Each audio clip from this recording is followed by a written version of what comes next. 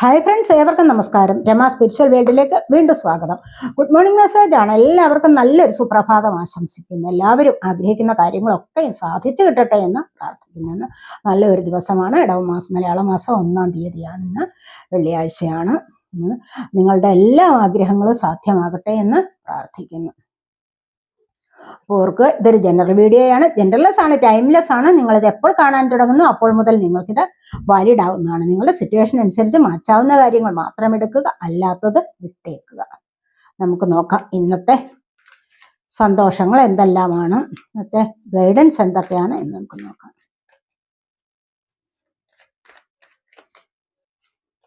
നിങ്ങൾ എനിക്ക് തന്നിട്ടുള്ള സപ്പോർട്ടിന് ഒരുപാട് നന്ദി. Thank you so much. എല്ലാവരോടും ഒരുപാട് നന്ദി, ഒരുപാട് സ്നേഹം.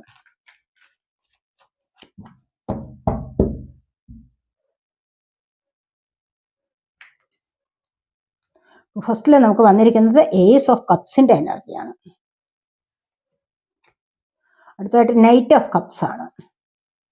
കപ്പ് എനർജിയാണ് കൂടുതൽ വന്നിരിക്കുന്നത്. അടുത്തതായിട്ട് wands, 10 of wands.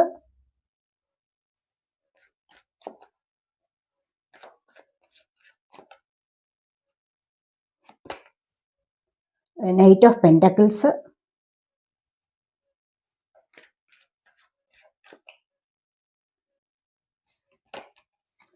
Ace of pentacles.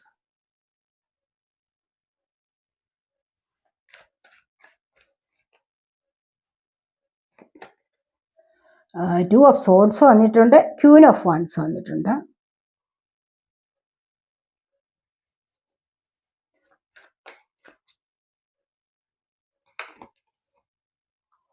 Five of wands. Bottom വന്നിരിക്കുന്നത് സ്ട്രെങ്ത് ആണ്.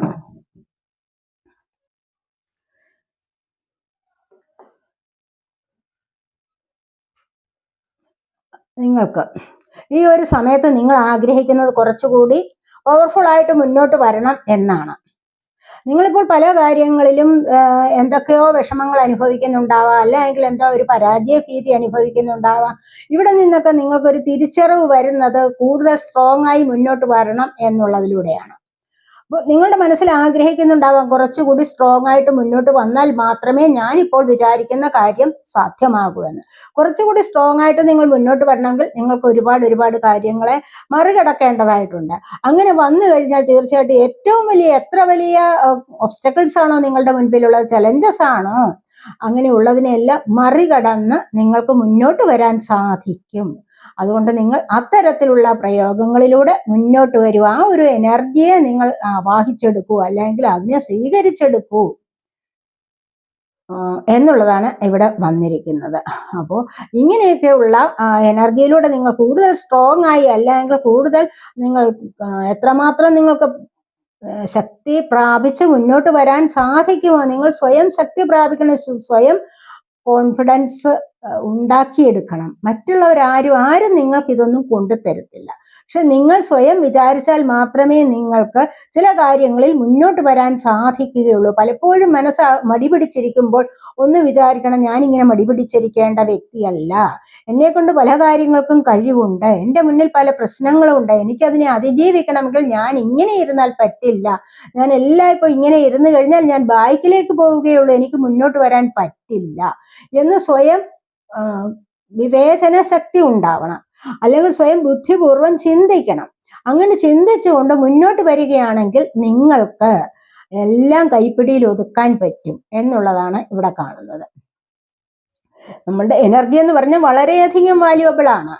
മനസ്സിലായോ? അത് നമ്മുടെ ഗുണങ്ങളെ, നമ്മുടെ കഴിവിനെ, നമുക്കുള്ള കഴിവിനെ ഒന്നും ആരോടും ബോധ്യപ്പെടുത്തേണ്ട കാര്യമില്ല. ഇതൊക്കെ മറ്റുള്ളവർ കണ്ടു മനസ്സിലാക്കൂ.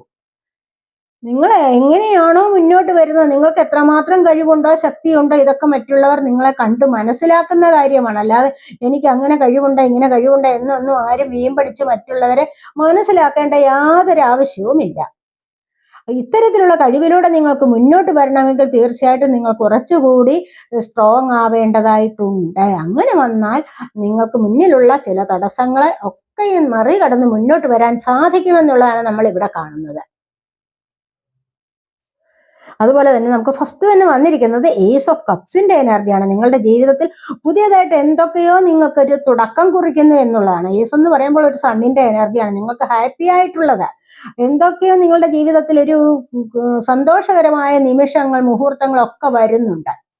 അല്ലെങ്കിൽ ചില ഹാപ്പിനെസ് നിങ്ങൾക്ക് അനുഭവിക്കാൻ സാധിക്കും, അതിലേക്ക് നിങ്ങൾക്ക് നീങ്ങാൻ സാധിക്കുന്നു എന്നുള്ളതാണ് ഇവിടെ വന്നിരിക്കുന്നത്. ഇവിടെ മാനിഫെസ്റ്റേഷൻ ആണ്. കാരണം എന്താന്ന് വെച്ച് കഴിഞ്ഞാൽ നിങ്ങൾ ആഗ്രഹിക്കുന്ന ആ ഒരു സ്നേഹം നിങ്ങളിലേക്ക് വരണം. നിങ്ങളിപ്പോൾ പല കാര്യങ്ങളും ആഗ്രഹിക്കുന്നുണ്ടാവാം. ചിലരൊക്കെ സ്നേഹത്തിന് വേണ്ടിയായിരിക്കാം കൂടുതലായിട്ട് ആഗ്രഹിക്കുന്ന, ചിലരൊക്കെ സാമ്പത്തികത്തിന് വേണ്ടിയും ആയിരിക്കാം. ചിലർ വേറെ വേറെ പല കാര്യങ്ങൾക്കും ആഗ്രഹിക്കുന്നവരുണ്ടാവാം. പക്ഷെ ഇവിടെ നമ്മൾ വന്നിരിക്കുന്നത് കൂടുതലായിട്ടും സ്നേഹത്തിന് വേണ്ടി ആഗ്രഹിക്കുന്നു എന്നുള്ളതാണ്. അപ്പൊ ഈ സ്നേഹത്തിന് വേണ്ടി ആഗ്രഹിക്കുമ്പോൾ ഇത് വന്നു ചേരും, അതിൻ്റെതായ ഒരു തുടക്കമാണ് ഇവിടെ വന്നിരിക്കുന്നത്. അതുപോലെയുള്ള ഒരു ബ്ലെസ്സിങ് നിങ്ങളിലേക്ക് വരുന്നതായിട്ടാണ് ഇവിടെ കാണുന്നത്. നൈറ്റ് ഓഫ് കപ്സിന്റെ എനർജിയാണ്. തീർച്ചയായിട്ടും നിങ്ങൾ ആഗ്രഹിക്കുന്നത് പോലെയുള്ള വ്യക്തികൾ നിങ്ങളിലേക്ക് എന്തൊക്കെയോ അവസരങ്ങൾ കൊണ്ടുവരികയാണ്.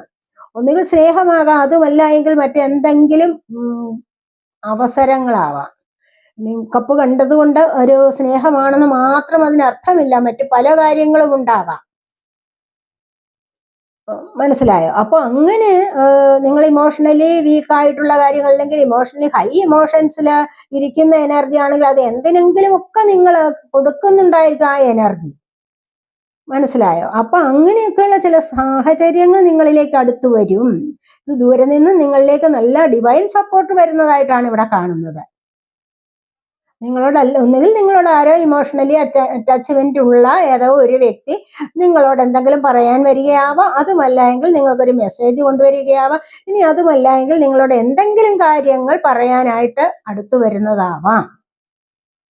അങ്ങനെയുള്ള എനർജിയാണ് ഇവിടെ വന്നിരിക്കുന്നത്. ഇവിടെ ഇതൊരു ലോങ് ഡിസ്റ്റൻസ് റിലേഷൻഷിപ്പിന്റെ കൂടെ കാർഡാണെന്ന് നമുക്ക് പറയാൻ പറ്റും. ഇനി അതുമല്ല എങ്കിൽ മറ്റേതെങ്കിലും വിധത്തിലായാൽ കൂടെയും ഇത്തരത്തിലുള്ള ഒരു എനർജി നിങ്ങളിലേക്ക് വരുന്നതായിട്ട് നമുക്കിവിടെ കാണുന്നുണ്ട്. ഇനി 10 ഓഫ് വാൻസിന്റെ എനർജിയാണ്. ഇവിടെ നിങ്ങൾ ഭാരം ചുമന്ന് തളർന്നിരിക്കുന്നു എന്നുള്ളതാണ് കാണുന്നത്. ഒരുപാട് റെസ്പോൺസിബിലിറ്റീസ് ഉള്ള ഒരുപാട് പേരുടെ എനർജിയാണ് ഇവിടെ വന്നിരിക്കുന്നത്. കാരണം എന്താന്ന് പറഞ്ഞു കഴിഞ്ഞാൽ ഇവിടെ ഇനി ഇതിലധികം എനിക്ക് താങ്ങാൻ വയ്യ, ഞാൻ എന്നെ കൊണ്ട് കഴിയുന്നതിന്റെ പരമാവധി ഞാൻ ഈ ഒരു ജോലിക്ക് വേണ്ടി പ്രയത്നിച്ചു, അല്ലെങ്കിൽ ഞാൻ ഈ ഒരു കുടുംബം പോറ്റാൻ വേണ്ടി പ്രയത്നിച്ചു, അല്ലെങ്കിൽ മറ്റുള്ളവർക്ക് വേണ്ടി ഞാൻ ഇത്രമാത്രം കഷ്ടപ്പെട്ടു, എനിക്കിനി അതുകൊണ്ട് യാതൊരു നേട്ടവും ഇല്ല.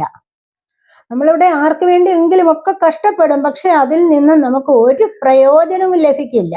ഇത് നമ്മൾ ആഗ്രഹിക്കുന്ന സ്നേഹം നമുക്ക് ലഭിക്കില്ല. അവർ നമ്മളെ പറ്റി ഒന്നും ചിന്തിക്കുക പോലും ചെയ്യാറില്ല. അവരുടേതായ കാര്യങ്ങൾ സാധിച്ചു കിട്ടി, അതിൽ അവർ സന്തുഷ്ടരാകുന്നു, അവരവരുടെ കാര്യം നോക്കുന്നു. പക്ഷെ നമ്മളെല്ലാം മുറിയെ പണി ചെയ്തിട്ടായിരിക്കണം നമ്മൾ മറ്റുള്ളവർക്ക് വേണ്ടി ഒരു കാര്യം ചെയ്തു കൊടുക്കുന്നത്. അങ്ങനെ എന്താണ്, തോളെല്ലാം മുറിയുന്നത് വരെ ഇവിടെ പണിയെടുത്തിട്ടുണ്ട്, തളർന്നിരിക്കുകയാണ്, പണിയെടുത്ത് തളർന്നിരിക്കുകയാണ്. ആർക്കു വേണ്ടിയാണ്? ആർക്കു വേണ്ടിയാണോ പക്ഷെ ആ വ്യക്തികളൊന്നും ഇതൊന്നും സ്മരിക്കില്ല. നമ്മൾ ആർക്കു വേണ്ടിയും ആരോടെങ്കിലും അമിതമായിട്ട് സ്നേഹം കാണിച്ചവരെ സഹായിക്കാൻ പോയി കഴിഞ്ഞാൽ അത് ഒരിക്കലും അത് തിരിച്ചു കിട്ടില്ല. തിരിച്ചു കിട്ടുമെന്ന് ഒരിക്കലും പ്രതീക്ഷിക്കുകയും ചെയ്യരുത്. ആരോടും ഓവറായിട്ട് അറ്റാച്ച്മെന്റ് പാടില്ല.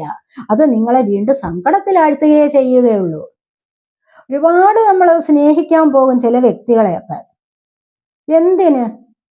അതാണ് പറയുന്നത്, ഓവർ അറ്റാച്ച്മെന്റ് എന്ന് പറയുന്ന ഒരു സംഗതി ആരോടും പാടില്ല. അത് പിന്നീട് വളരെയധികം ദുഃഖം അനുഭവിക്കേണ്ടതായിട്ട് വരും.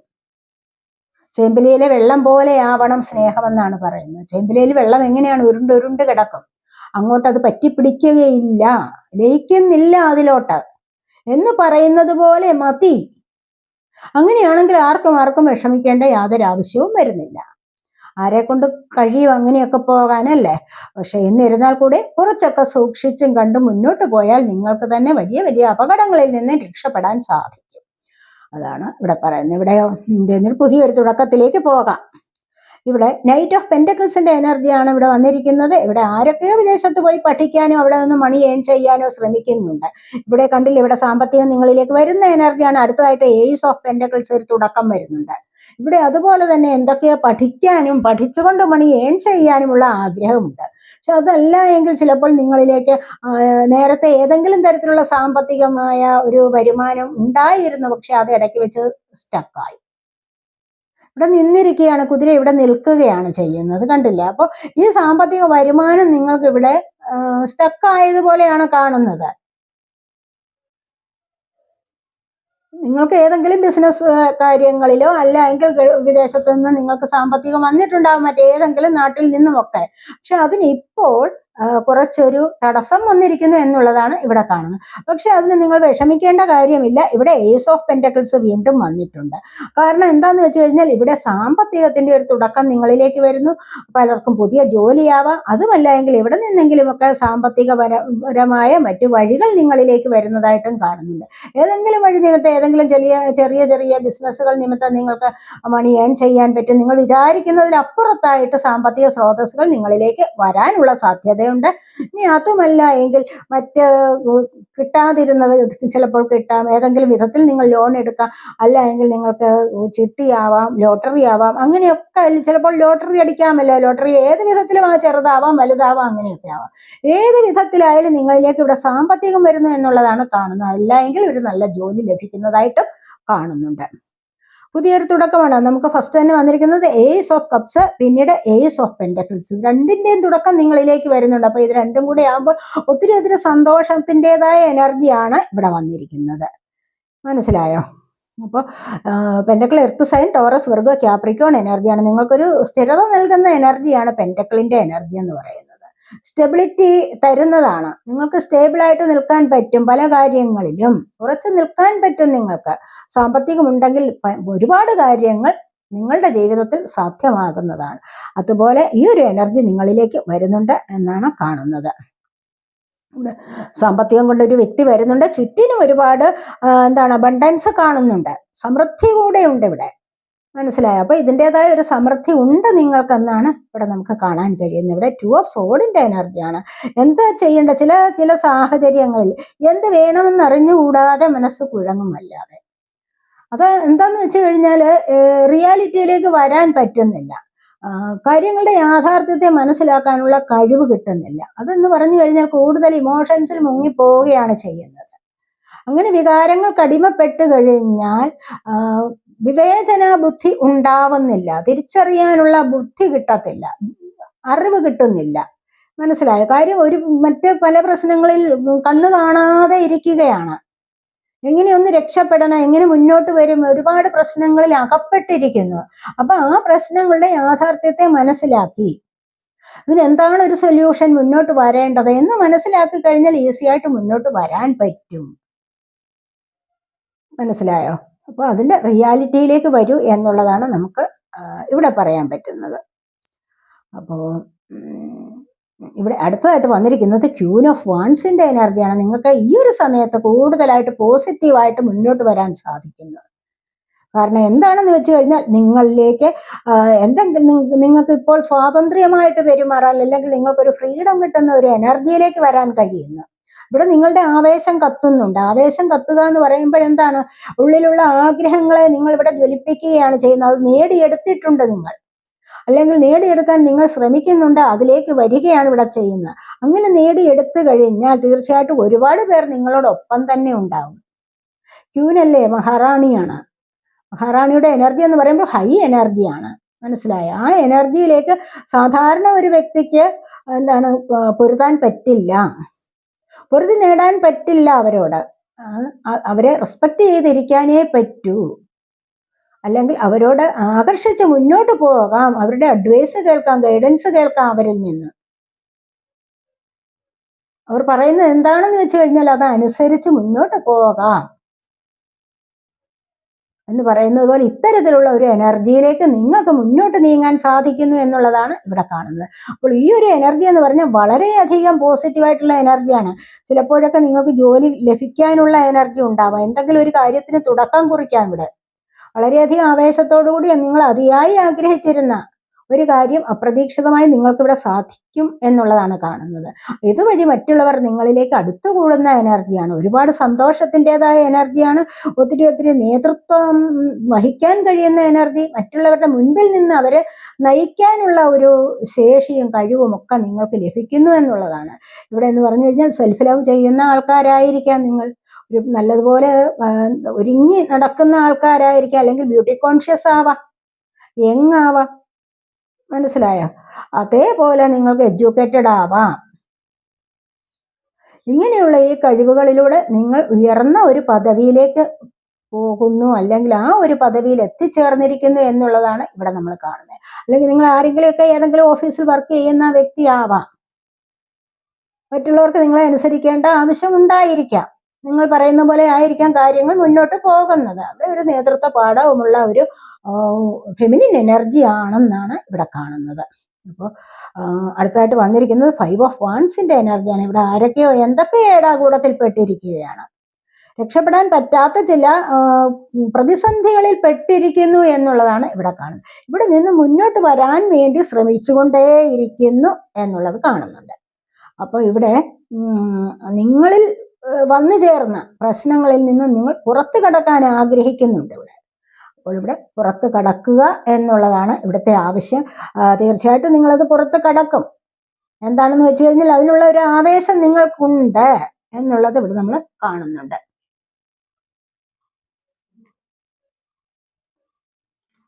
നമുക്കിവിടെ ഇന്നത്തെ ദിവസം ഇനി ശ്രീകൃഷ്ണ ഭഗവാൻ എന്ത് മെസ്സേജാണ് നിങ്ങൾക്ക് തരാൻ ഉദ്ദേശിക്കുന്നത് എന്ന് നോക്കാം. ഇന്ന് 1-ാം തീയതി അല്ലേ, ഇടവമാസം 1 ഇന്നത്തെ ദിവസം ഭഗവാൻ എന്ത് മെസ്സേജാണ് നിങ്ങൾക്ക് തരാൻ ഉദ്ദേശിക്കുന്നത് എന്ന് നമുക്ക് നോക്കാം.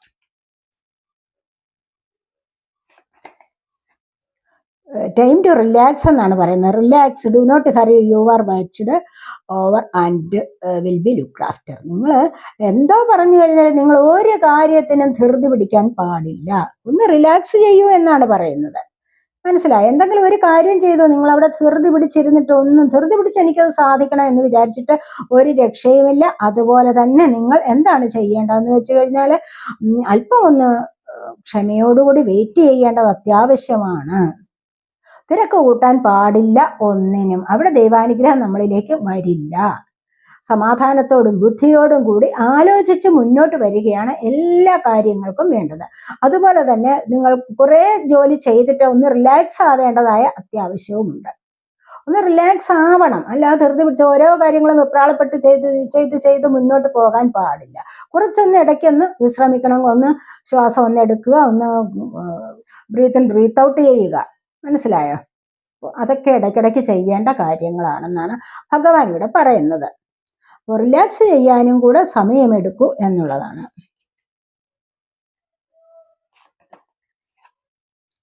ഷെയർ യുവർ ബൗണ്ടീസ് എന്നുള്ളതാണ്. നിങ്ങൾക്ക് എന്തൊക്കെ ഉണ്ടോ, എന്തൊക്കെ സംഭാവനകൾ അല്ലെങ്കിൽ എന്തൊക്കെ ഗിഫ്റ്റുകൾ നിങ്ങൾക്ക് ഇവിടെ കിട്ടിയിട്ടുണ്ടോ അതിനെയൊക്കെ ഒന്ന് ഷെയർ ചെയ്യാനും കൂടെ പഠിക്കണം. മനസ്സിലാങ്ങ് അങ്ങനെ നിങ്ങൾ ഷെയർ ചെയ്യേണ്ടത് അത്യാവശ്യമാണ്. അതിലൂടെ മറ്റുള്ളവർക്ക് കൊടുക്കണം. എന്തെങ്കിലുമൊക്കെ നമുക്ക് കഴിക്കാനുള്ള സാധനങ്ങൾ കിട്ടിയെന്നിരിക്കട്ടെ. ഇനി അതുമല്ല എങ്കിൽ നമുക്ക് എന്തെങ്കിലും തരത്തിലുള്ള ചില കാര്യങ്ങൾ, സന്തോഷിപ്പിക്കുന്ന കാര്യങ്ങളൊക്കെ ആണെങ്കിൽ മറ്റുള്ളവരോടൊന്ന് ഷെയർ ചെയ്യുന്നത് ഏറ്റവും നന്നായിരിക്കും. അതുപോലെ ഇവിടെ കഴിക്കാനുള്ള സാധനങ്ങൾ ഇവിടെ ഷെയർ ചെയ്യുന്നു എന്നുള്ളതാണ് കാണുന്നത്. അപ്പൊ അങ്ങനെ എന്തെങ്കിലുമൊക്കെ കിട്ടിക്കഴിഞ്ഞാൽ മറ്റുള്ളവർക്ക് ഷെയർ ചെയ്യുന്നത് നല്ലതായിരിക്കും. നിങ്ങൾ എന്താണ്, ഇനി ഒരു കാര്യം നിങ്ങൾ ഓർത്തിരിക്കണം, നിങ്ങൾ എന്ത് മറ്റുള്ളവർക്ക് കൊടുക്കുന്നുണ്ടോ അത് തന്നെ നിങ്ങൾക്ക് തിരിച്ചും കിട്ടും. മനസ്സിലായോ? നിങ്ങളിപ്പോൾ നല്ല കാര്യമാണോ ചെയ്യുന്നത്, നിങ്ങളിപ്പോൾ നന്മ ചെയ്തു കഴിഞ്ഞാൽ നിങ്ങളിലേക്ക് തിരിച്ച് നന്മ വരും. അവരിൽ നിന്ന് തന്നെ വരണമെന്നില്ല. നിങ്ങളിപ്പോൾ ഒരു വ്യക്തിക്ക് ഒരു ഉപകാരം ചെയ്തു, ആ വ്യക്തി നാളെ നിങ്ങൾക്കത് തിരിച്ചു ചെയ്യണമെന്നില്ല. മനസ്സിലായോ? കാരണം നിങ്ങളുടെ കർമ്മം എന്താണെന്നുള്ളത് ദൈവം കാണുന്നുണ്ട്, ഭഗവാൻ ഇവിടെ കാണുന്നുണ്ട് നിങ്ങൾ എന്ത് പ്രവൃത്തിയാണ് ചെയ്തതെന്ന്. അപ്പൊ അതനുസരിച്ച് അടുത്ത ദിവസം നിങ്ങൾക്ക് വേറൊരു അത്യാവശ്യമുള്ള സമയത്ത് തിരിഞ്ഞു കറങ്ങി അത് വേറെ ഒരു വഴിയിലൂടെ നിങ്ങൾക്ക് ലഭിക്കും. മനസ്സിലായ? അത് മനസ്സിലാക്കിയിരിക്കണം എല്ലായ്പ്പോഴും. അതുകൊണ്ട് ഒരു സാധനം ഒരാൾക്ക് കൊടുത്തിട്ട് അവരിൽ നിന്ന് തന്നെ പ്രതിഫലം ആഗ്രഹിക്കാൻ പാടില്ല. അതാണ് ഇവിടെ ഭഗവാൻ പറയുന്നത്. നിങ്ങൾക്ക് എന്ത് കിട്ടിയാലും മറ്റുള്ളവർക്ക് പങ്കുവയ്ക്കുകയും വേണം. അത് അത്യാവശ്യ കാര്യമാണ്.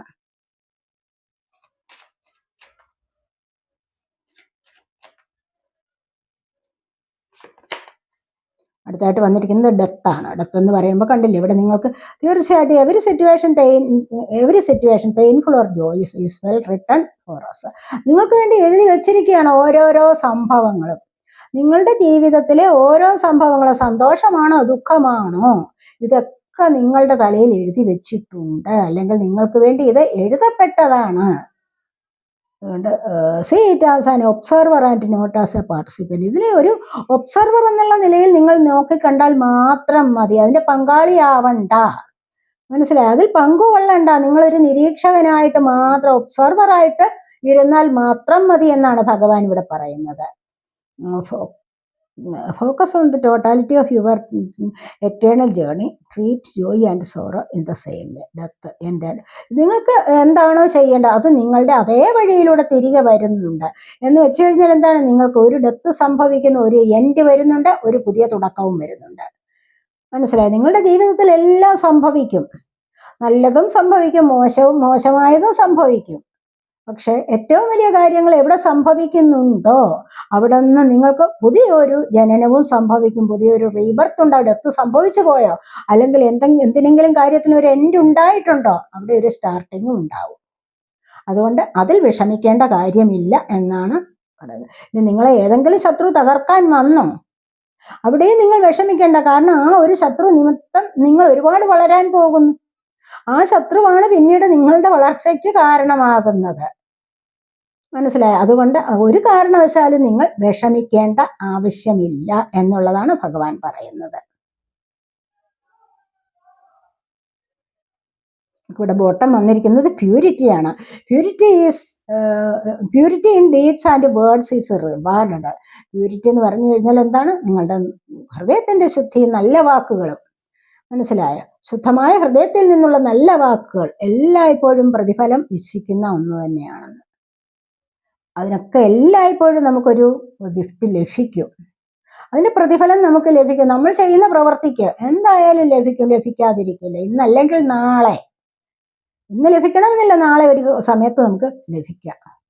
അപ്പോൾ ഇതൊക്കെയാണ് നമ്മുടെ ഇന്നത്തെ റീഡിങ്. ഈ റീഡിങ് നിങ്ങൾക്ക് ഇഷ്ടപ്പെട്ടെങ്കിൽ നിങ്ങൾ എൻ്റെ ചാനൽ സബ്സ്ക്രൈബ് ചെയ്യാതെ കാണുന്നവരുണ്ടെങ്കിൽ ഒന്ന് സബ്സ്ക്രൈബ് ചെയ്തേക്കണേ. അതുപോലെ വീഡിയോ ഇഷ്ടപ്പെട്ട് ലൈക്ക് ചെയ്ത് കമൻറ്റ് ചെയ്ത് ഹൈപ്പ് ചെയ്ത് സപ്പോർട്ട് ചെയ്യാൻ മടി വിചാരിക്കല്ലേ. പേഴ്സണലായിട്ട് റീഡിങ് ആവശ്യമുള്ളവർക്ക് നമ്പർ കൊടുത്തിട്ടുണ്ട്, വാട്സാപ്പ് വഴി മെസ്സേജ് അയച്ച് കോൺടാക്റ്റ് ചെയ്യാവുന്നതാണ്. അടുത്തൊരു വീഡിയോയിലേക്ക് കാണുന്നത് വരേക്കും ബൈ.